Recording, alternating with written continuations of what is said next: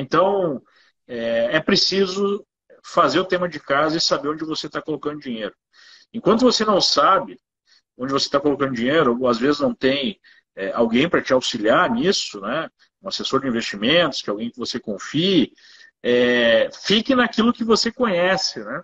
Especialmente com essa taxa de juros tão alta, às vezes um fundo DI, papai com mamãe, bem simples, pode ser aquilo que é mais interessante para você se você não tem ou conhecimento ou não tem um estômago para alocar em outros ativos. Pelo menos você não corre tanto risco, né? Exatamente. Tem que saber onde você está colocando seu dinheiro.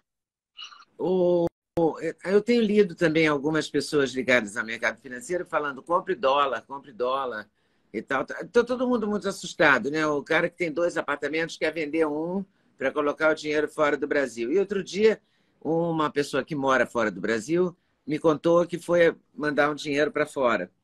E o operador que fez isso, eu não sei o nome o técnico dessa empresa, eu vou chamar de operador. A É o pessoa a quem corretor ele... lá. Corretor. A pessoa que ele recorreu para fazer essa transação disse a ele que naquele dia ele tinha transferido 1 bi, só ele, para fora do Brasil. Então ele ficou muito assustado. É um médico e tal, que ficou, não tem o menor contato com o mercado financeiro, ele ficou muito assustado assim, com o volume. E eu também fiquei, porque também não entendo nada.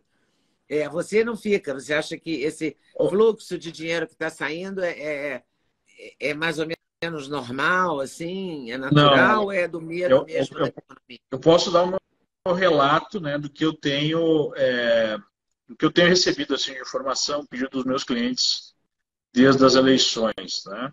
Eu fico aqui nos Estados Unidos, nós temos uma empresa aqui que faz as alocações, né, investimentos no exterior, a gente tem uma empresa no Brasil e tem uma empresa, uma filial americana que cuida dos investimentos nos Estados Unidos do mundo. E eu nunca vi nada parecido. Eu recebi centenas de ligações, mensagens de pessoas pedindo um auxílio, uma assessoria para fazer essa movimentação, para diversificar globalmente os investimentos como uma forma de proteção contra a instabilidade que nós estamos vivenciando no Brasil. Né? Não tem nada parecido assim. Algo parecido, mas em menor escala, não se compara, ocorreu quando do resultado eleitoral de 2014, quando de umas eleições, né, Uhum. teve algo parecido, mas eu diria que hoje é no mínimo umas 20 vezes mais. Caramba! E o mais interessante é que os nossos clientes estão chegando até nós pedindo ajuda para internacionalizar, né, a sua carteira, os seus investimentos, ou pelo menos parte dela, e já perguntando e pedindo ajuda para fazer imigração. Né? Como é que eu consigo um visto para morar e para trabalhar nos Estados Unidos ou em algum outro lugar do mundo? Você tem que me ajudar, você tem que me dar umas dicas.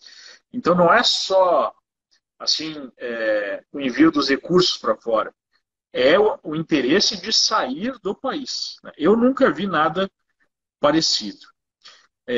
O que a gente tem falado para os nossos clientes, né, vale para amigos, familiares, porque a gente trata todo mundo da mesma forma, né? Eu invisto o dinheiro dos meus clientes como eu invisto o meu, né? Não poderia fazer diferente. É que, eventualmente, pode ser um erro simplesmente pensar assim, não, vou liquidar tudo que eu tenho e mandar para fora, porque a gente não sabe o que vai acontecer no futuro. Existe um risco, a gente está vendo, né? Ainda mais com essas declarações absurdas aí do presidente, de as coisas irem muito mal no Brasil. Mas, eventualmente, né, a gente sabe que o Brasil tem uma capacidade assim, de chegar perto do precipício e dar uns passos para trás, como aconteceu algumas vezes na história. As coisas podem se ajustar, não necessariamente para ir bem, mas para, eventualmente, não ir para o vinagre. Né? Então, eu acho que é um erro assim, pensar, não, vou vender o que eu tenho, mandar tudo para fora, de qualquer forma, porque eu acho que isso não é muito inteligente. Agora, também não é inteligente manter todo o teu patrimônio, todos os teus recursos no Brasil, porque efetivamente pode acontecer alguma coisa muito séria, e mesmo que não aconteça algo muito sério, pode ficar ruim. Né? Ficar ruim já é o suficiente para você ter alguma coisa fora. E quem fez esse movimento, em 2014, eu fui muito vocal, né? Eu falei nas redes, dei entrevista, Falei, olha, na verdade eu estava fazendo isso desde 2012, porque em 2014 eu vim para cá, né, para os Estados Unidos. Eu falava, olha, essas medidas que a Dilma está tomando não tem como dar certo. Então, a gente vai pagar um preço alto. Uma forma de você fazer um seguro é ter parte do seu patrimônio em dólares. E eu fiz isso para mim, para minha família, para os meus clientes, e quem fez isso se deu muito bem, né? Mesmo com juros bem mais altos no Brasil, na média, os retornos em dólar foram muito maiores nos últimos 10 anos, desde daquela tragédia, né, de 2014. A gente não pode deixar de lembrar, porque parece que o brasileiro tem uma memória muito curta, né? Isso ficou muito evidente nas eleições. O PT conseguiu produzir a maior crise da história do Brasil em tempos de paz, sem nenhuma pandemia, sem nenhuma emergência, né? Por decisões trágicas, desastrosas. E a gente está vendo esse governo seguindo exatamente a mesma linha, né? As mesmas ideias falidas. Então, é necessário ter alguma proteção internacional e hoje é muito fácil fazer esse movimento. E Leda, em dezembro, a gente dobrou a nossa operação aqui nos Estados Unidos, em termos de recursos, né, de pessoas que estão enviando recursos. Eu estou com dificuldade, né, de tempo na agenda para atender as pessoas, porque realmente é muita gente. Então, o baque já foi sentido, né? Já. O que ainda no estômago foi dado.